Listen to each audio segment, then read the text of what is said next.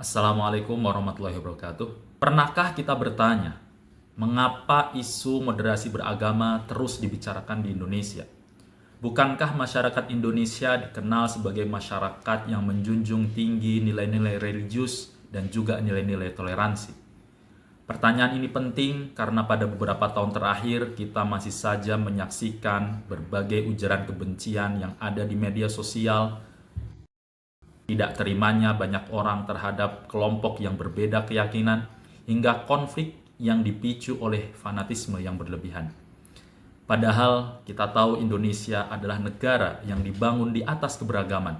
Kita memiliki ratusan suku, bahasa daerah, budaya, dan juga berbagai agama yang sudah biasa hidup berdampingan satu dengan yang lain.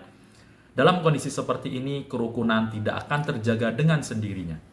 Kerukunan harus terus dirawat dan juga diperkuat. Salah satu contoh ditunjukkan dalam pemberitaan Antara yang melaporkan adanya penguatan komitmen moderasi beragama dari berbagai kalangan, termasuk di dalamnya Kementerian Agama, TNI, dan juga Polri. Menurut saya pribadi, langkah ini menunjukkan bahwa moderasi beragama bukan hanya masalah atau urusan tokoh agama, tetapi juga menjadi tanggung jawab semua elemen bangsa. Sebab ketika intoleransi dibiarkan berkembang, maka yang terancam tidak hanya hubungan antar umat beragama, tetapi juga persatuan nasional. Lalu, apa sebenarnya yang dimaksud dengan moderasi beragama? Moderasi beragama bukan berarti mengurangi keyakinan terhadap agama yang dianut.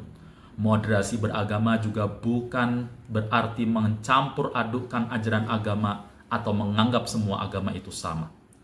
Moderasi beragama sesungguhnya adalah suatu cara pandang, sikap, dan praktik beragama yang terus mengedepankan adanya keseimbangan, keadilan, dan penghormatan terhadap martabat manusia. Dalam Islam, konsep ini dikenal dengan istilah wasatiyah, yaitu sikap pertengahan, yaitu menghindari dua kutub ekstrim yang terlalu keras atau sikap yang terlalu longgar. Seseorang yang moderat tetap meyakini kebenaran agamanya dengan penuh keyakinan. Namun di saat yang sama, ia juga menghormati hak orang lain untuk menjalankan keyakinannya. Dengan demikian, komitmen keagamaan dan komitmen kebangsaan dapat berjalan dengan seimbang. Pertanyaan berikutnya adalah, bagaimana cara kita menerapkan atau mengaplikasikan moderasi beragama supaya kejadian-kejadian yang mencederai kehidupan umat beragama tidak lagi terulang. Yang pertama, kita bisa meningkatkan literasi keagamaan. Banyak konflik terjadi karena pemahaman agama yang parsial, yang kurang mendalam. Oleh karena itu, masyarakat perlu belajar agama dari sumber-sumber yang kredibel dan juga guru-guru yang kompeten. Yang kedua, kita bisa mengembangkan budaya dialog. Perbedaan itu adalah sesuatu yang wajar. Ketika terjadi perbedaan pandangan, yang dibutuhkan tidaklah saling menyalahkan, tetapi saling memahami melalui komunikasi yang baik.